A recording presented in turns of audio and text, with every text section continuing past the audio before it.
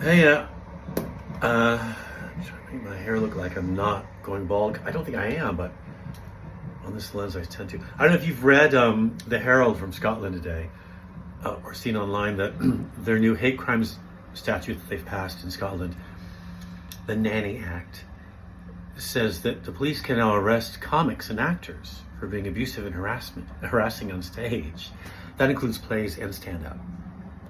If we're harassing or being abusive, we can go to jail. Oh, now this means that I can go to Edinburgh in August, which is the only time any of us can even bear going near Scotland.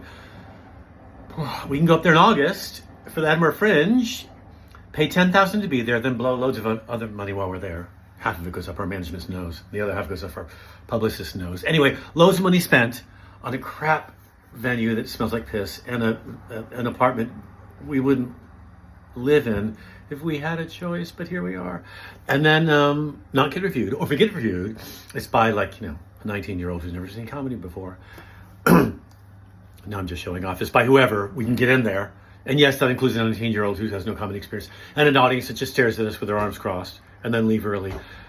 Not the venue, the audience leaves early. And then we leave the venue after 21 shows, and we're exhausted, and our marriage has ended, and we've cheated on our partner and gotten a series of STDs because it's Edinburgh. And then on the train, before we get on the train, while we're waiting at Waverley on that final day of the Fringe, covered in STD juice and broke, we're arrested for being abused because we made someone feel unsafe. That critic, the 19-year-old who reviewed us for their college paper, if we're lucky, they felt unsafe. Arrest him. Lenny Bruce is rolling in his piles of drugs. He's so pleased. Pronouns, them. They're so pleased. Boy, he'd have a lot of fun with that too.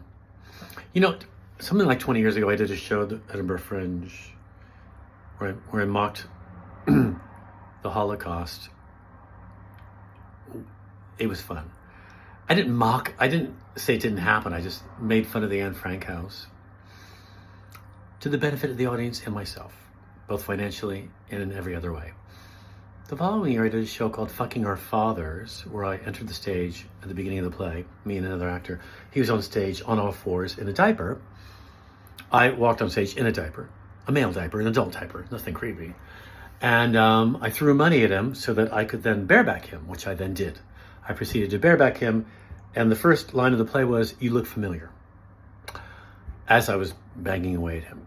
So, and that's where the play started. We went on from there. Brother, did we. And then I did a show called Yankee Dog Pig a couple years later, again at the Assembly, where I deconstructed the Quran. Listen how she pronounces it, the Quran. Like I know what I'm talking about. And then I talked about Muhammad, Big Mo, and marrying a 7-year-old girl. Awkward. And how the conversation was limited. I talked about that, made fun of it. Hilarious. None of that can be done anymore. Not that it should have ever been done, but at least I had the option. And I had the chance to unleash my self-hatred and my low self-esteem and my huge ego at the Edinburgh Fringe. I mean, I paid for it, but I had a chance to do it. Makes me a little bit less crazy than I normally would. This is it's a gauntlet being thrown down. We have to go up and do all our shows there now. All of them. Do just like every show I've ever written for the Fringe, every night, do a different one. As we proceed, the more abusive and more, transgressive the show is, the better. I feel bad for the audiences paying to watch comics talk about, I don't know what people are allowed to talk about. Nothing. Talk about nothing. The one place you're meant to, dissect uncomfortable subject matter and make it palatable is a comedy stage. No, it isn't, mate. I would try to do the Scottish accent, but I can't because I have a future in the 21st century. And I'm not so concerned about my neighbors and what they're up to. Anyway, good luck with all your SNP leaders in prison and then throwing comics in there too. Now that's the Edinburgh show we should be doing. Bye.